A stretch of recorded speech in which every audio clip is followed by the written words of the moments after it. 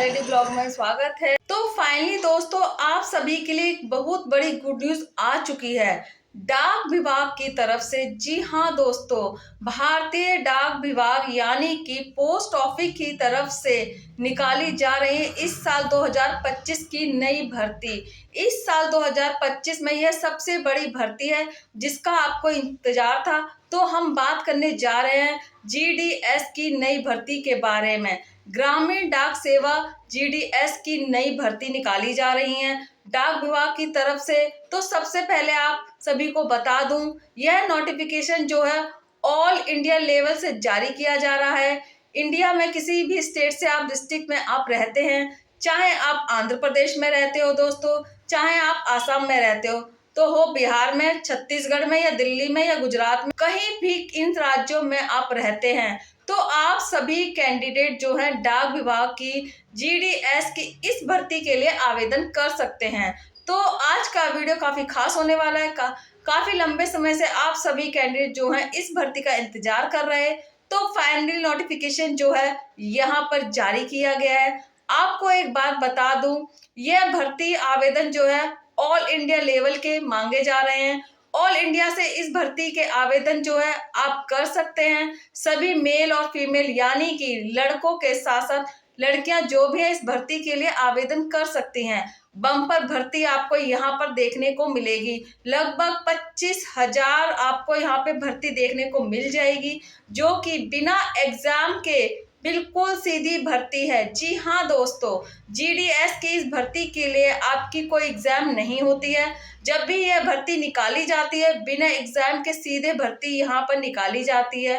केवल मेरिट के आधार पर आपका सिलेक्शन यहाँ पर होने वाला है। मेरिट का मतलब होता है कि ना तो आपका कोई एग्जाम होगा, ना ही आपका कोई इंटरव्यू होगा। बिल्कुल सीधे भर्ती के माध्यम से आपका सिलेक्शन होगा। तो अगर आपका यह एग्जाम नहीं होगा, यहाँ पे कोई इंटरव्यू नहीं होगा, तो किस प्रकार आपका सिलेक्शन होने वाला है। और यह यहाँ पर अगर आप 10वीं पास हैं, केवल 40% मार्क्स के साथ है, तो आप यहाँ सभी कैंडिडेट आवेदन कर सकते हैं। अब सवाल आता है आपके पास कि हम 10वीं कक्षा पास कर चुके हैं केवल 40% मार्क्स के साथ में, या फिर अगर आप बायोग्रेस भी पास हैं, केवल अगर आप पास ही हैं, आपकी परसेंटेज ज़्यादा नहीं बनी है, अगर आप पास हैं तब भी आप इसमें आवेदन कर सकते हैं। तो कौन कौन से कैंडिडेट आवेदन कर सकते हैं वो भी आगे चल के हम बात करेंगे।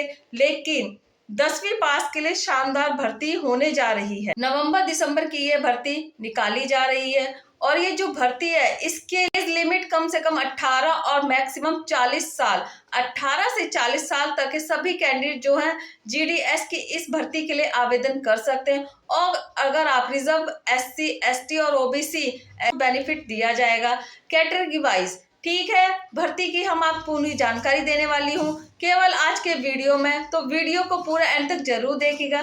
स्टेप बाय स्टेप मैं आपको इस भर्ती की पूरी जानकारी दूंगी। जैसे कि दोस्तों, इस भर्ती के लिए एज लिमिट क्या है, फीस क्या है, सैलरी क्या है, सिलेक्शन का प्रोसेस क्या रखा गया है, कब से कब तक और कैसे आवेदन करना है, और सबसे जरूरी बात कौन कौन से दस्तावेजों के साथ आपको आवेदन करना है ताकि आपका फॉर्म जो है रिजेक्ट ना हो। तो गलती बिल्कुल नहीं करनी है आवेदन करने से पहले। गाइस, आज के इस वीडियो को पूरा एंड तक जरूर देखिएगा, सारी जानकारी आपको मिल जाएगी। और जल्दी से वीडियो को लाइक करें, अपने सभी दोस्तों के साथ शेयर करें ताकि उनके साथ साथ इस भर्ती की जानकारी उनको भी मिल सके।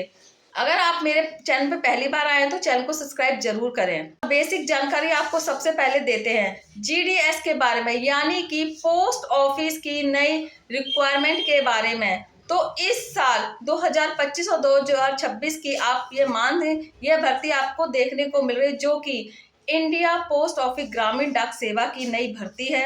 भारतीय डाक विभाग की तरफ से ग्रामीण डाक सेवा जीडीएस की भर्ती है। और आप सभी जानते हैं कि जीडीएस के साथ साथ यहाँ पर और भी 2 नई भर्ती आपको देखने को मिलेंगी। एक तो बीपीएन ब्रांच मास्टर की भर्ती और ABS की ब्रांच पोस्ट मास्टर की भर्ती भी आपको देखने को मिलने वाली है। यहाँ पर 25,500 से अधिक पदों पर भर्ती है आपको यहाँ पर देखने को मिलने वाली है और आवेदन जो है आप सभी से ऑनलाइन मांगे जाएंगे और ऑल इंडिया से सभी मेल और फीमेल कैंडिडेट जो है इस भर्ती के लिए आवेदन कर सकते हैं। तो दोस्तों, अगर आप इंडिया में रहते हैं, डिस्ट्रिक्ट में रहते हैं, तो आप सभी कैंडिडेट लड़के और लड़कियां मेल फीमेल जो हैं आवेदन कर सकते हैं। अब यहाँ पर सैलरी आपको कितनी मिल रही है, तो सैलरी कम से कम 32,000 plus extra announcement, extra benefit, तो काफी शानदार आपकी सैलरी होने वाली है। अब इस भर्ती के लिए एज लिमिट क्या होनी चाहिए, तो कम से कम 18 साल की एज होनी है और मैक्सिमम 40 साल के कैंडिडेट जो हैं आवेदन कर सकते हैं इस भर्ती के लिए। तो आपको 18 से 40 तक की एज है। अगर आप मान लीजिए SC ST रिजर्व कैंडिडेट है तो 5 साल की छूट का बेनिफिट भी आपको मिल जाएगा। OBC और 3 साल की छूट का बेनिफिट यहाँ पे मिल। अब यहाँ पर फीस कितनी होती है, तो जनरल OBC के लिए मात्र 100 रुपये है और केवल 100 जिसका पेमेंट आपको ऑनलाइन करना होगा।